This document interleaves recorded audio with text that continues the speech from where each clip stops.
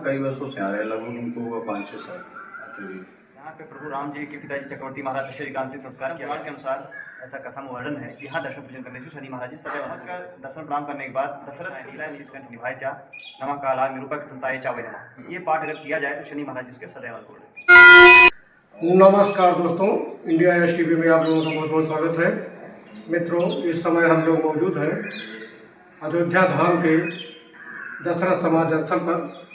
जहाँ तक आप लोग देख पा रहे होंगे, देखिए भगवान श्री रामचंद्र जी के पिता महाराज दशरथ की समाधि यहाँ पे बनी हुई है। इधर दिखाइए, और इधर जहाँ तक आप लोग देख पा रहे होंगे, इधर सरजू माता है जो कि बरसात में यहाँ तक पहुँच जाते हैं, जिनसे बचने के लिए देखिए बंधा बनाया गया है। और ये देखिए हमारे बीच में कुछ यात्री बैठे हुए हैं जो कि यहाँ दर्शन के लिए आए हुए हैं, और बीच में महाराज जी हैं। अभी महाराज जी से हम ये जानने का प्रयास करेंगे कि ये स्थल क्यों प्रसिद्ध है और इसका महत्व क्या है। महाराज जी पहले अपना परिचय दीजिए। मैं गोपाल दास और तो किस मंदिर से है तपस्वी खांडी। तो महाराज जी इस स्थल का क्या महत्व है? ये एक पवित्र पावन स्थल भगवान राम के इतिहास से बहुत निकट से जुड़ा हुआ है। साथ साथ उनके पिता चक्रवर्ती सम्राट राजा दशरथ का अंतिम संस्कार स्थल भी रहा है। लेकिन हमारे धर्म में जब हम कोई कार्य करते हैं, जन्म से लेकर मृत्यु तक, तो सबसे पहले भूमि का शोधन करते हैं। जब दशरथ जी का परम धाम गमन हुआ तो दशरथ जी के लिए अंतिम संस्कार के लिए भूमि का शोधन कार्य वशिष्ठ जी ने किया। तो भूमि को खोजते खोजते उस पावन स्थल पे पहुँचे जहाँ भगवान राम ने अपने बाल्याकाल में सबसे पहले किसी जीव का उद्धार किया था। ये सब अयोध्या राजमहल का क्षेत्र था। भगवान अपने सखाओं के साथ घूमते थे, खेलते थे। एक वैष्णव राक्षस था जो वैष्णव था, भगवान का उपासक था, जो ठाकुर जी के चरण रज लेने के लिए उनके आसपास लगा रहता था, जिससे राम जी के बाद सखा डर जाते थे। तो सखाओं ने राम जी से आग्रह किया, तो राम जी ने अपने जीवन काल में पहली बार किसी पर अस्त्र उठाया है, वो बिल्लू नाम के दैत्य पर, और बिल्लू का उद्धार कर दिया। बिल्लू ने कहा, प्रभु मेरा अपराध है, मैं तो कोई अपराध किया नहीं, आपने मेरा जब वध कर दिया। आपने विचार किया, इसने कुछ किया नहीं, गलत हुआ। तो राम जी ने उस दैत्य को वरदान दिया कि आज से इस क्षेत्र में हमसे पहले तुम्हारी पूजा होगी। इसलिए इस पावन स्थल को बिल्लुहरी घाट के नाम से लिखा गया। बिल्लु माने दैत्य, हरि माने भगवान राम। कालांतर में जब दशरथ जी का अंतिम संस्कार के लिए भूमि खोजी गई, तो वही भूमि वशिष्ठ जी को दशरथ जी के अंतिम संस्कार के योग लगी, जहाँ पर भगवान राम ने बिल्लू का उद्धार किया। एक इतिहास में। दूसरा इतिहास, शनिवार के दिन, और शनिवार को खास तौर से अमावस्या हो तो इस पावन स्थल का बहुत महत्व है। दशरथ जी के शासनकाल में एक समय ऐसा आया जब ग्रह नक्षत्रों की दृष्टि ये हुई कि शनिदेव रोहिणी नक्षत्र का भेदन करेंगे। अगर शनिदेव रोहिणी नक्षत्र का भेदन कर देते हैं तो संसार संपूर्ण जल के नष्ट हो जाता। हमारे ऋषि मुनियों ने उसके बचने का नाना प्रकार के उपाय सोचा, लेकिन कोई सफल नहीं हुआ।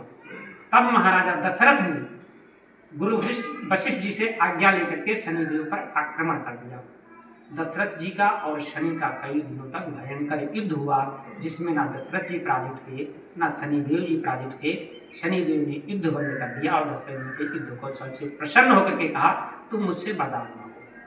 दशरथ जी ने कहा, मुझे कुछ नहीं चाहिए। कहा, नहीं, मैं आपके युद्ध कौशल से बहुत प्रसन्न हूँ, आप मुझसे वरदान मांगेंगे।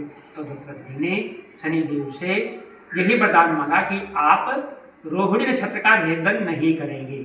शनिदेव ने दशरथ जी को वरदान दे दिया, ठीक है, आपके युद्ध कौशल से और आपके जन कल्याण हित जो आपकी भावना है उससे प्रसन्न होकर आपको वचन देता हूँ कि मैं रोहिणी का भेदन नहीं करूँगा।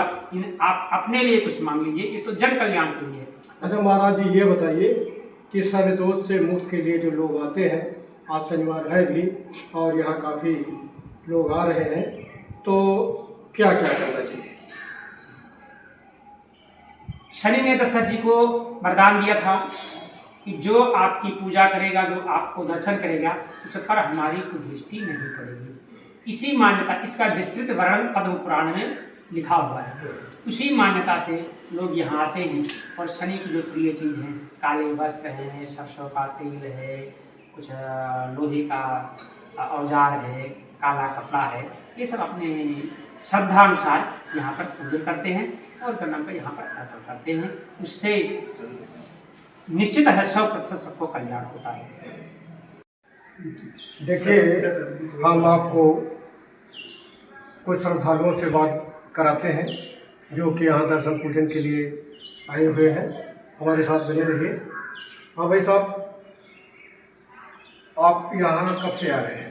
हम यहाँ कई वर्षों से आ रहे हैं, लगभग हमको हुआ 5-6 साल आते हुए। शनिदोष से मुक्त के लिए?